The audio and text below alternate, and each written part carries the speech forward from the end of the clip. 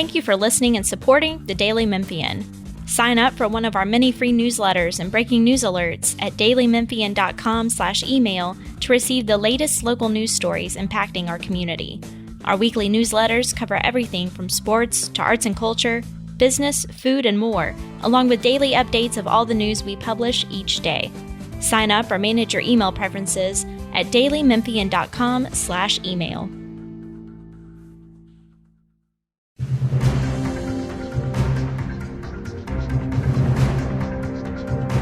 I'm Bill Dries with the Daily Memphian, and this is On the Record, a podcast review of the certified vote totals and percentages from the last election of 2022 in Shelby County. This podcast to go with our story that offers more detail on the official numbers. We record this Monday, December 12, 2022, about 2 weeks after the Shelby County Election Commission certified the November 8th vote totals.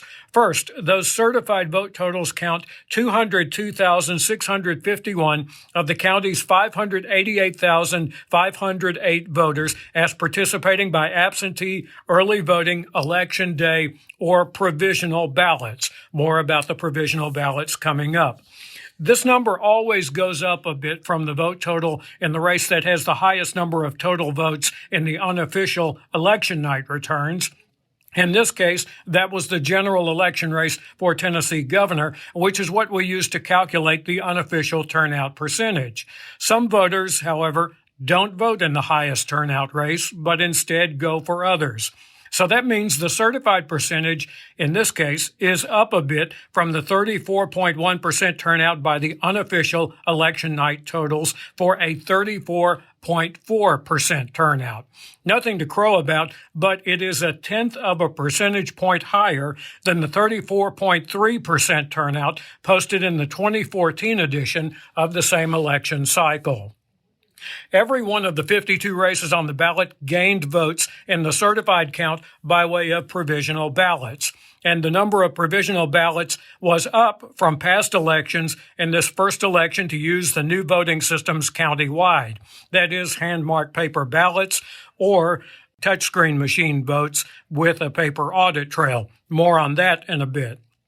The countywide vote totals for the statewide race for Tennessee governor, the race at the top of the ballot, picked up 83 more votes for both Democratic nominee Jason Martin, who carried the county, and Republican incumbent Bill Lee, who won the state. The 4 state constitutional amendments each picked up 77 to 80 more votes.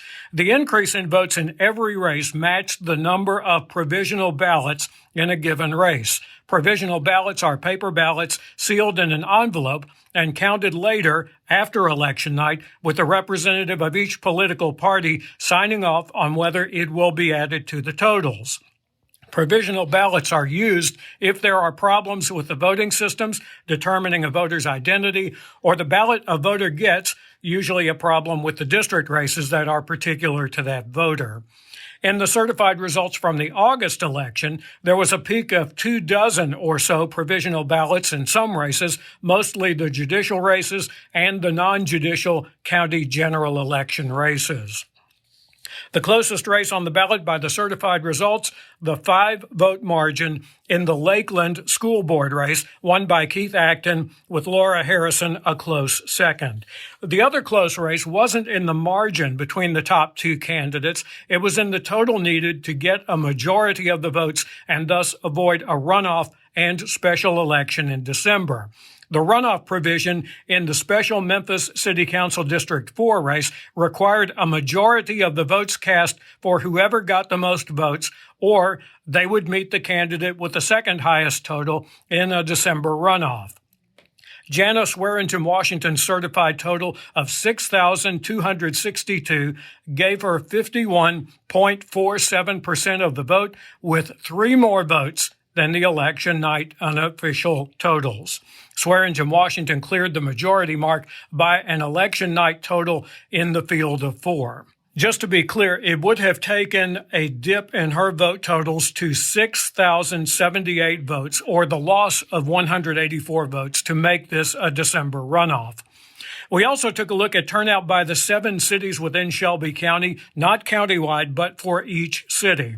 Memphis voters had a citywide special election race for city court judge that drew 93,838 voters by the certified totals. That was a 25% turnout of the city's 373,983 voters.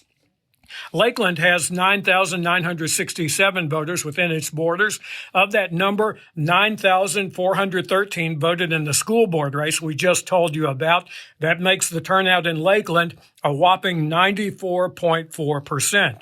Bartlett was a lower percentage, although by the number of voters, it's the most popular local race that drew more voters than any other race in the 4 other suburban towns and cities with municipal elections on the November ballot. This was David Parsons' win in the 4-way race for Bartlett mayor, with incumbent Mayor Keith McDonald not seeking re-election. The 18,665 voters who turned out in that race was a 44.1% turnout in Bartlett.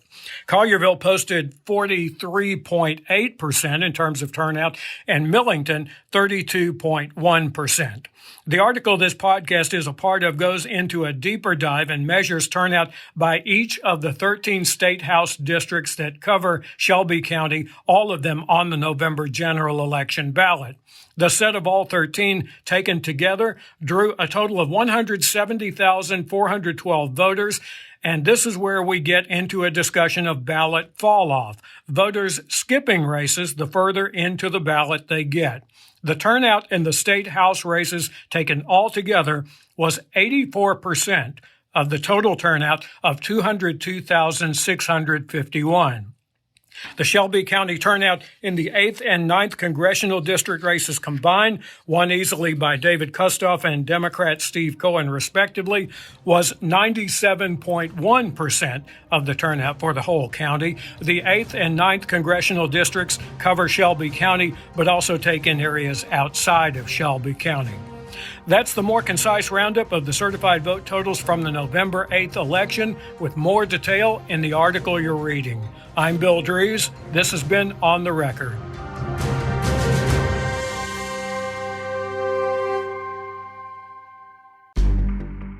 In-depth journalism in the Memphis community. The Daily Memphian is of Memphis, not just in Memphis, and seeks to tell the stories of this city. TheDailyMemphian.com. Truth in place.